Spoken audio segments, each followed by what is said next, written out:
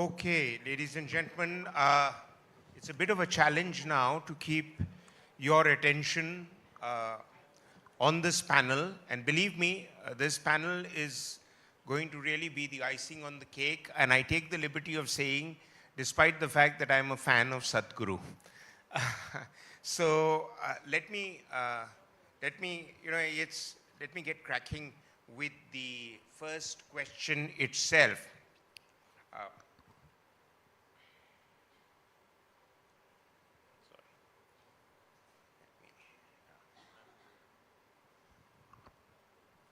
And Mr. Dixit, I'd like to sort of, since Ms. Hari has had her say in the earlier show, let me reserve your punches for a little later.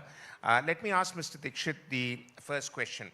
Now, there is a view among some skeptics in India that when we talk about India providing enough energy sources from within, we are not doing enough to encourage exploration and the involvement of energy companies, particularly from overseas.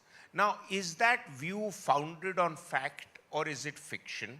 Because equally important is the fact that it takes a bit of heart, and you would know it perhaps better than most of us, to come out and pitch yourself into the wilds of India, as it were, to try and explore new sources of energy.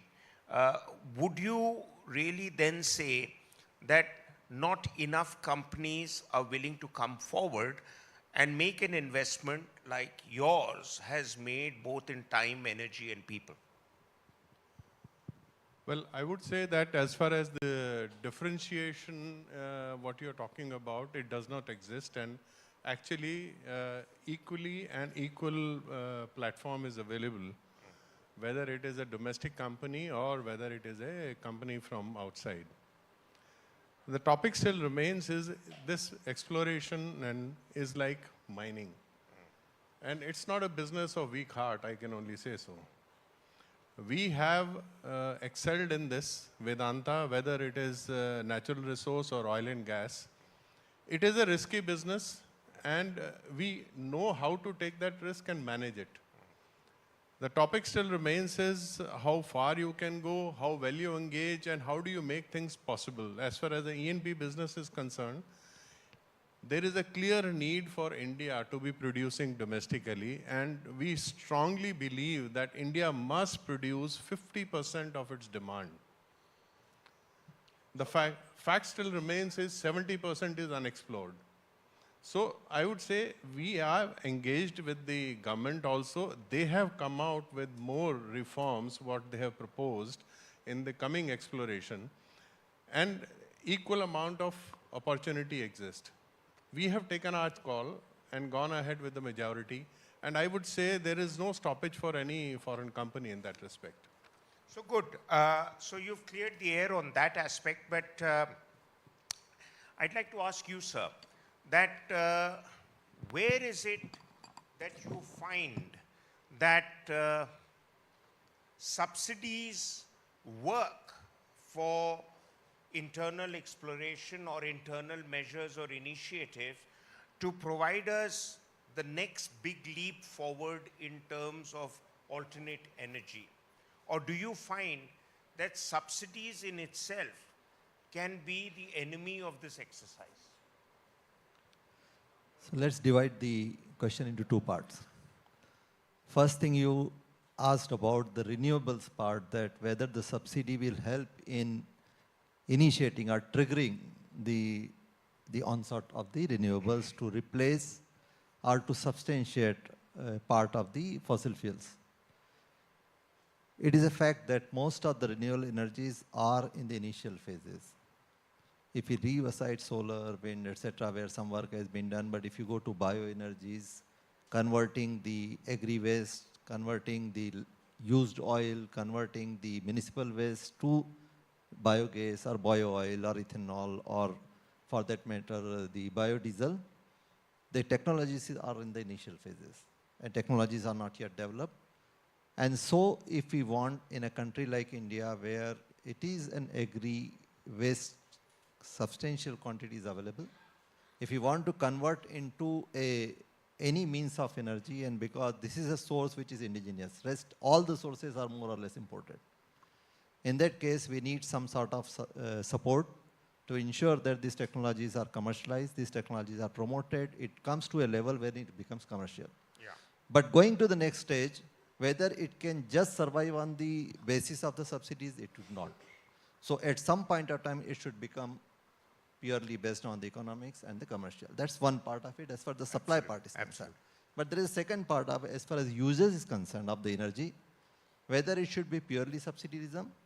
I think we need to come out of a phase where the energy is like any other commodity and it is a usable item. So unless But there is it is finite. it is finite. So the question is, unless it is required for a certain section of the society, to bring them above up to a level, to that extent is fine. But to continue providing subsidy to the same sections, same mass, even if they have grown above the threshold level of the economics, I think it will be unsustainable proposition on the part of any government for that matter and any company also for that matter. Okay. Ms. Hari, now it sort of automatically leads me to a question that I've been waiting to ask you actually. Now this is pure statistics that I've gathered, and I'm not an energy expert like you. They say for a barrel of oil,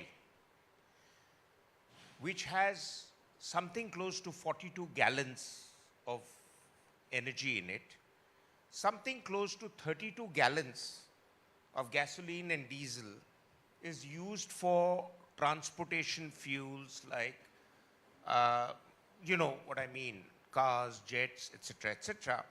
And 10 gallons out of every 42 gallons or thereabout, which is about 22%, goes to make products like plastics, lubricants, etc., etc. So, even alternate energy, which the champions of alternate energy keep pushing, eventually needs oil for a lot of the elements for making alternate energy viable. So, is there an alternate to oil for alternate energy? Very good question. The single biggest challenge, can you hear me? The single biggest challenge that the world is facing today is if you look at the replacement for fossil fuels. So you have to put oil, gas, coal all on one side. These are fossil fuels, these are polluting fuels, gas not as much, but certainly coal and oil. And completely clean fuels, so you have nuclear energy and you have renewables. What we know so far, the technology that is available to the world, renewable fuels cannot grow to occupy all the energy needs of the world that are currently fulfilled by oil and gas. So you're absolutely right. If you look at transportation sector, yes, you can to a certain extent replace it with gas, but renewable energy, again, we have to separate the hype from the reality. Renewable energy, we should be very clear in our minds, solar and wind power is only electricity. And let's face it, we do not have the means, the technology yet for electricity to meet all of our energy needs. So absolutely, oil and gas will be required. The challenge for the world is how to use oil and gas, and all the way from the production, through the transportation chain, all the way to the user. All parts of that chain have to take responsibility to use it sustainably, to use it economically, to use it in an energy efficient way, and to reduce the emissions as far as possible.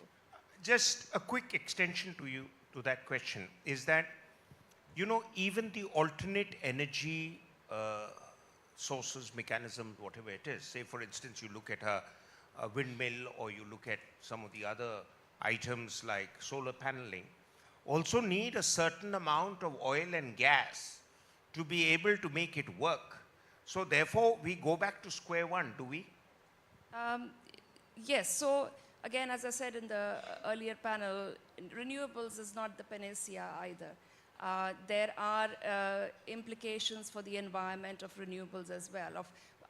when you clear land to put up solar panels, for instance. So yes, it basically boils down to the fact that we are looking, not just India, the whole world is looking to diversify the sources. For the foreseeable future, as I see it, and a lot of analysts see it, oil and gas will remain the mainstay of our energy. Okay, so automatically we come to projections, which Mr. Dixit also talked about. Is the petroleum minister has also projected this whole thing that by 2030 or thereabouts, we're looking at 50% of our requirements being met through internal initiatives, whether through exploration or otherwise.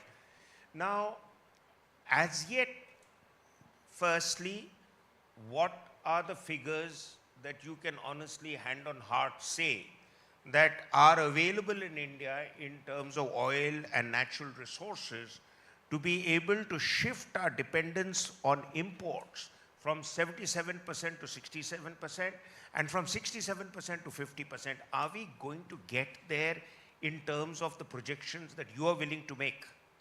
You know, it is very difficult to make any, give a figure to that.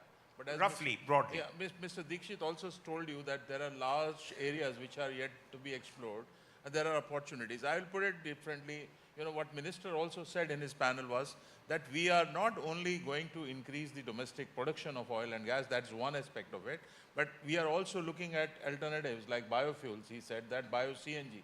You know, there are figures which I got, actually about that I can give you, certainly, that we have a large potential of about, CBG, what we call, compressed biogas. You know, you can convert municipal solid waste and other kind of things, and biomass, etc. And we have a potential of about 60 million tons per annum of the biomass itself. Then biofuels you can convert. Then what she said was renewables. You can always, Minister also touched briefly about hydrogen. I'll tell you that you have the renewables like solar and wind, and you need, solar and wind is not available 24/7. So you need to store that. Either you store in the battery form, then you need battery materials, which is itself an issue of getting those kind of materials. But another way is to store it in the form of hydrogen. We all know that electrolysis is a very simple process. There are a lot of developments around that. And if you can store it in the form of hydrogen, you can always use it in the fuel cells. There's an alternative to electric vehicles which is emerging very fast. So if you use in fuel cells, the energy efficiency is almost double. So I will put it that way, that we have to look at the energy efficiency. That's the world is looking at. We need to look for unexplored areas for increasing domestic oil and gas production. We have to look for biofuels. We have to look for, this kind of things. And there are plenty of sources for producing hydrogen also. You can always do that. Okay, and renewables projection is very high, you know that. Well, let's hope we all keep our fingers crossed and remain optimistic till you strike oil, as it's often used as a phrase. But Mr. Dixit, sir, we spoke earlier and you talked about the fact that oil production can be increased, and the fact that your company in particular is really targeting to increase oil production. I mean, that's been your endeavor for maybe 25 years, plus minus. How is it, where are the areas in India or in the Indian subcontinent you wish to focus on, and how is it you wish to go about it to make the oil or energy available to us at competitive prices that it allows your economy to invest in that and still grow at the projected rate that it is being, though I'm not entirely sure that we can really look at a galloping figure of $5 trillion economy in the next few years. Maybe eventually we'll get there. The question, I would say, has three parts. Has three parts. Yeah. One, what we are going to do prospectively. Second, what we are going from existing blocks. And third, how to make it viable. Absolutely. So we are very committed on this part, I would say.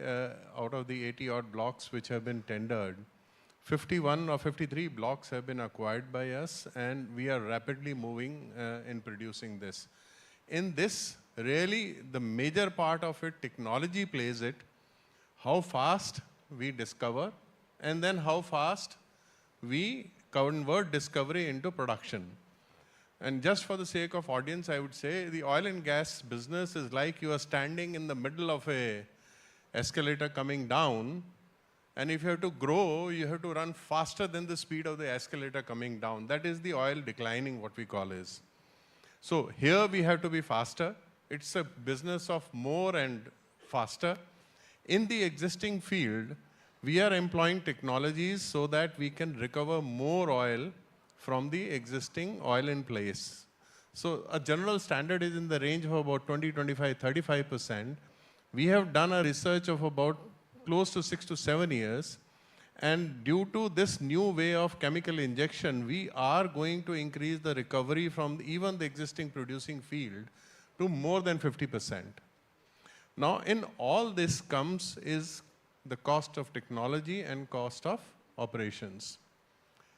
And on that is also a recovery which we are paying to the government, which is close to today in the producing field in the range of 55 to 60%. So the cost and the recovery, if it becomes more than the Brent, then it is unviable. So there lies the engagement with the government. How do we put a regulatory tax mechanism where we are able to produce more? Because in the end, you save foreign exchange of importing the oil. So a matter of $8 to $10, if you give to double the production, what you save practically is $40 practically compared to what we are producing. If I may just quickly quip in and say that have you attempted to give to the government and the policymakers or the bureaucracy a kind of spreadsheet to say that if this is the route that we follow, at the end of it, it is a win-win situation for all? Are you expecting the oil generalist bureaucrat to calculate that for you? I would say we are engaging with the government regularly, and I must applaud the existing government because they are open to listening. Okay. The fact remains that the new exploration policies, they have been well discussed with the producing companies, E&P companies, and they have made changes. That has resulted into making it more attractive because it brings into more transparency and it limits to the extent how the whole taxation and royalty regimes are there, which are world-class and global.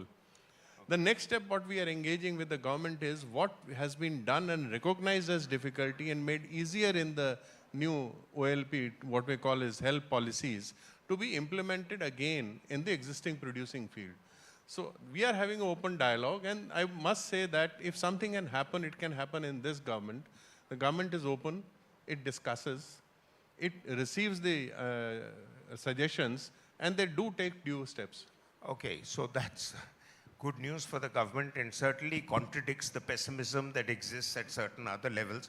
But Mr. Surana, sir, I want to ask you that, you know, there's this debate that has been going on for more than a decade now, that the world has reached peak oil production, which means that we are now on a downhill slope, having produced or excavated or dug deep in for virtually maximum oil that we could draw from the earth over the last 150 years, and the next maybe 100 years or more would probably see the world going dry of oil. Or are those projections still fluctuating and an overstated alarm?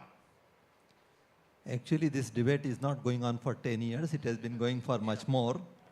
To tell you frankly, I'm told from 2005 onwards. So. See, in fact, when I joined the industry 37 years back, a question was asked to me that why you are joining an oil industry, oil is there only for 30 years. But I'm already 37 years in this industry and the oil is there, and at least nobody is talking about that it will not be there in next 30 years at least. Actually, every time a projection has been made, it has been made based on the known resources at that point of time, the technology known at that point of time. 10 years back, probably nobody knew about Shell. But it's not that the Shell technology was not that. It was invented much earlier. It has not been commercialized. But once it has been commercialized, it has been considered as a game changer, and now US, who used to import, is exporting. So first thing that I don't think that the last word is said as far as the fossil fuels or oil and gas is said. There will always be the technology will evolve itself, technology will innovate itself, and there will be new resources and there will be new technology to produce something which is discovered but not produced because it was not economical. That's one part. The second part is that even today, when the people are talking about that is peaked oil, actually the consumption pattern is going at a certain pace. People are talking about whether the demand will peak or not, considering the other technological disruption which are likely. In today's world, I think the narration is not that whether the supply will peak. And actually right now, the narration is more centered about whether the demand will be there or not there, rather than whether the supply will be there or not there. Okay, okay. So, Ms. Vandana, I want to understand from you. Now, the projections that are there, which we can go by, which is there in the public domain, in terms of the reserves of oil particularly, these projections have been changing. In some time in 1983, the reserves were being shown at a certain level, and by 1988, the reserves suddenly began to double up in terms of the major oil producers. I'm talking of the UAE, I'm talking of Iran, I'm also talking of Saudi Arabia. So how is it suddenly over a period of 5 to 8 years, they were able to dig deeper and tell you suddenly that the reserves available to the world are twice the reserves of what were available earlier? Where is the mismatch? It's no mystery and it's not a mismatch, and I think as Mr. Dixit and Mr. Surana have already alluded to, at any given point of time, what we knew and said about the reserves in any particular country or globally was based on the technology available that day. So it's not about digging deeper. So shale is not about digging deeper. Shale is simply about the world learning how to extract oil that was trapped in small pockets inside rocks, which is completely different geology from the traditional drilling of an oil well. By using usable water. So lots of water, lots of sand, and lots of chemicals. So the bottom line here is, and as my fellow panelists have already said, the world is not running out of oil, and technology is one thing which is forever advancing. So I don't think we need to worry about the world going dry anytime soon. Okay, final shot to you, sir. Where is it that you feel we are going to continue to get the money to fund our growth if a large chunk of our money goes to buy the items which, particularly oil, which is required to fuel our growth? Where the money is?